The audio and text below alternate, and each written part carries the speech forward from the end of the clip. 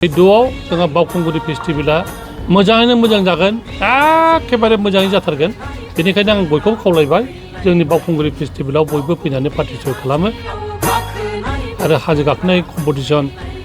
गिला गेलेनाय कम्पिटिसन मोसानाय कम्पिटिसन माने खमलायनाय कम्पिटिसन बेवहाय बयखौबो आंनि गेलेगिरि बिथांमोनखौ बयखौबो खावलायबाय आरो पार्टिसिपेट खालामनानै प्राइज लांनो थाखाय आं बयखौबो खावलायबाय जिखुनु 12निफ्राय जागायनानै 14 तारिखआव जोबगोन बे मेलायाव जाहाथे जोंहा 14 तारिखआवथ' लाख लाख मानसि जाखायो देग्लायबो लाख लाख मानसि फैगोन आरो जों बावहाय बेखेवनो थाखाय गोबां जोंनि आलासि बिथांमोनखौ लेंहरदों आरो बिथांमोना 12 तारिखनिफ्रायनो पार्टिसिपेट खालामगोन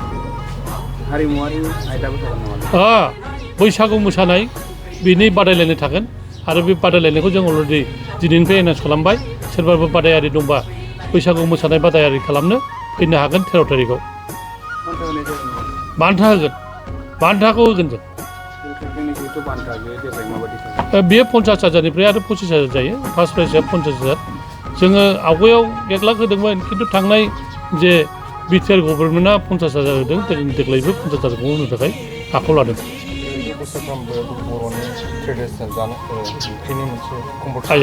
बेथ' थाखागोन अमा सावनाय दाउ सावनाय ओंख्रि जानाय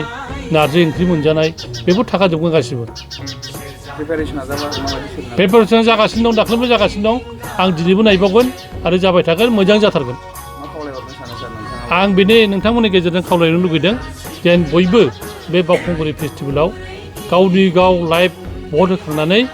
एन्जयमेन्ट खालामनो आरो बावखुंग्रि हाजोखौ नायनो बयबो फैयो आरो बावहाय मोनसे धर्मस्थान हिसाबै बयबो नुजाफैयो जोंहा गासिबो जोंनि हारि बिभिन्न जाथि जनगोष्ठीखौ आं खावलायबाय जों बावहाय फैनानै